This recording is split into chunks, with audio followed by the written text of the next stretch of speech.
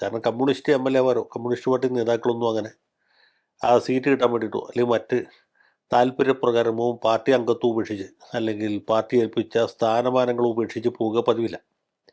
വല്ല മനോജ് കുരിശിങ്കലോ മറ്റോ ഒക്കെ പോയത് നമുക്ക് മനസ്സിലാക്കാം. അതും പാർട്ടിക്കാരല്ല, പാർട്ടി സ്പോൺസർ ചെയ്ത് കൊണ്ടുന്ന ആളുകളാണ്. അവർക്ക് പാർട്ടിയെ കൊണ്ടുള്ള ഉപകാരം കഴിഞ്ഞപ്പോൾ, പാർട്ടിയെ കൊണ്ട് അവർക്കുള്ള ഉപയോഗം കഴിഞ്ഞപ്പോൾ അവർ പാർട്ടിയെ വലിച്ചെറിഞ്ഞ് വന്ന സ്ഥലത്തേക്ക് തിരിച്ചുപോയി. അത്രേ ഉള്ളൂ. അത് സീരിയസ് ആയിട്ട് എടുക്കണ്ട. പക്ഷേ ഇതുപോലുള്ള ആളുകൾ, പൈസ പോറ്റിയാണെങ്കിലും മൂന്നനാണെങ്കിലും അല്ലെങ്കിൽ നമ്മുടെ BJP ചേർന്ന മുൻ MLA അജിത്താണെങ്കിലും അവരൊന്നും അങ്ങനെ പോകാൻ പാടുള്ളവരല്ല. ശെൽവരാജ് പോയതും അത് ശരി, ഒരു നമുക്ക് സാധാരണഗതിയിൽ സങ്കല്പിക്കാൻ പറ്റാത്ത കാര്യമാണ്. പക്ഷേ ഇവിടെ സംഭവിച്ചിട്ടുള്ളത് അങ്ങനെ ചെറിയൊരാളല്ല. ഇഷപ്പോറ്റിയെ പോലും അല്ലെങ്കിൽ മൂന്നിനെ പോലെ അജിത്തിനെ പോലുള്ള ഒരാളല്ല. പാർട്ടിയുടെ സംസ്ഥാന കമ്മിറ്റി അംഗമാണ് എന്നതിലുപരി ഒരു മുതിർന്ന നേതാവാണ്. പാർട്ടി സംസ്ഥാനത്ത് ഇപ്പോൾ വെച്ച് ഏറ്റവും മുതിർന്ന CPM നേതാക്കളിൽ ഒരാളാണ്. പ്രധാന പദവികൾ വഹിച്ച ആളാണ്. 7 തവണ നിയമസഭയ്ക്ക് മത്സരിച്ച ആളാണ്. 4 തവണ ജയിച്ച് MLA ആയി. ഏതാണ്ട് 20 കൊല്ലത്തോളം നിയമസഭാംഗമായി, 2 തവണ മന്ത്രിയായി, 5-10 കൊല്ലം മന്ത്രിയായിട്ടിരുന്ന ആളാണ്. പേരുകേട്ട ഒരു ഭരണാധികാരിയാണ്. അതെല്ലാവർക്കും സാധിക്കില്ല. അതിലുപരി അഴിമതിയുടെ കറ പുരളാത്ത ആളാണ്. അഴിമതിയുടെ ഒരു നിഴൽ പോലും ഏൽക്കാത്ത ആളാണ്. ആ രീതിയിൽ സംശുദ്ധമായ പൊതുജീവിതത്തിനുടമ എന്ന രീതിയിൽ വലിയ സ്വീകാര്യതയും എതിരാളികൾക്ക് പോലും വലിയ മതിപ്പും ആദരവും നൽകേണ്ടി വന്നിട്ടുള്ള ആളാണ്. അപ്പോൾ അതുകൊണ്ട് സുധാകരൻ ചെറിയ ആളല്ല. സുധാകരൻ സംസ്ഥാന കമ്മിറ്റിക്ക് മുകളിലേക്ക് പോകാത്തത് പുള്ളി അതിൽ താല്പര്യപ്പെട്ടില്ല എന്നുള്ളതുകൊണ്ടാണ്. ഇപ്പോൾ സുരേഷ് കുറുപ്പിനെ പലതവണ ആ സംസ്ഥാന കമ്മിറ്റിക്ക് കൊണ്ടുവന്ന് കുറുപ്പ് ആഗ്രഹിച്ചു. കുറുപ്പിന് യോഗ്യത ഉണ്ടായിരുന്നു. പക്ഷേ കോട്ടയം ജില്ലയിലെ ചില ഗൂഢശക്തികൾ അദ്ദേഹത്തെ കാലെ പിടിച്ച് വലിച്ച് ഇത്രയൊക്കെ പോയാൽ മതി എന്ന് പറഞ്ഞ് പുള്ളി അവിടെ ഒതുക്കി നിർത്തുകയാണ് ചെയ്തത്. കുറുപ്പ് പിന്നെ സജീവ രാഷ്ട്രീയം തന്നെ ഉപേക്ഷിച്ച് ഇപ്പം വാനപ്രസ്ഥത്തിന് പോയിരിക്കുകയാണ്. സുധാകരൻ അങ്ങനെയല്ല. സുധാകരൻ അവിടെ ശക്തനായ നേതാവായിരുന്നു. ആലപ്പുഴ ജില്ലാ സെക്രട്ടറി ആയിരുന്നു, ആലപ്പുഴ പഞ്ചായത്ത് പ്രസിഡൻ്റായിരുന്നു, ജില്ലാ പഞ്ചായത്ത് പ്രസിഡൻ്റായിരുന്നു.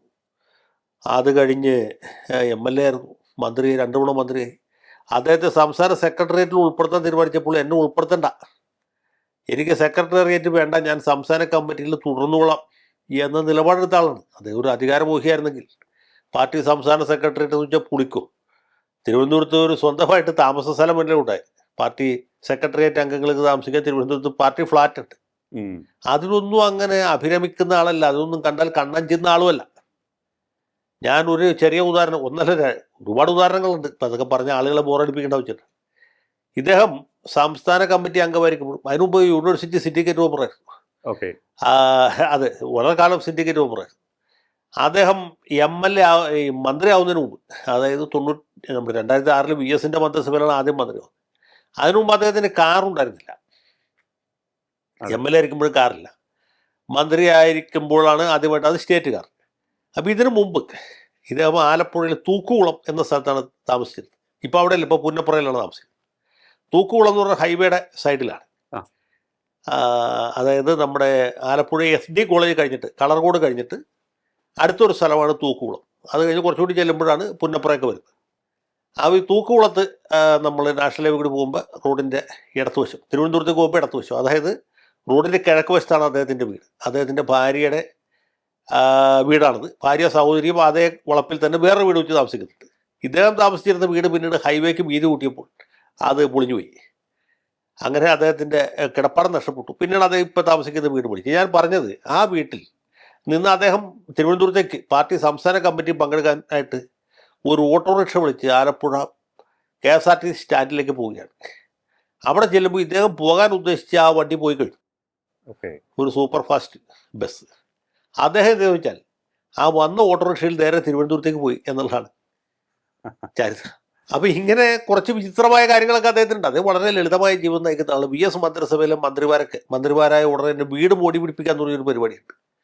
ഔദ്യോഗിക മന്ദിരങ്ങൾ നമ്മുടെ PWD-കാരെ വിളിച്ചിട്ട് കണ്ടമാനം പണം ഖജനാവിൽ നിന്ന് ചെലവഴിച്ച് അത് മോടി പിടിപ്പിച്ച് ടൈൽസൊക്കെ മാറ്റി, അല്ലെങ്കിൽ ബാത്റൂമിലെ ഫിറ്റിങ്സ് മാറ്റി, മറ്റേ ജനലിൻ്റെ കർട്ടൻ മാറ്റി, ഒരുപാട് മാറ്റങ്ങൾ വരുത്തും. അതിന് കോടിയേരി ബാലകൃഷ്ണനും ദിവാകരനൊക്കെ ലക്ഷക്കണക്കിന് ഉറുപ്പിക ചിലവാക്കി.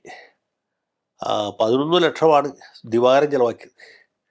അതിൽ കൂടുതലാണ്, 18 ലക്ഷം മറ്റുമാണ് കോടിയേരി ബാലകൃഷ്ണൻ ചിലവഴിച്ചത്.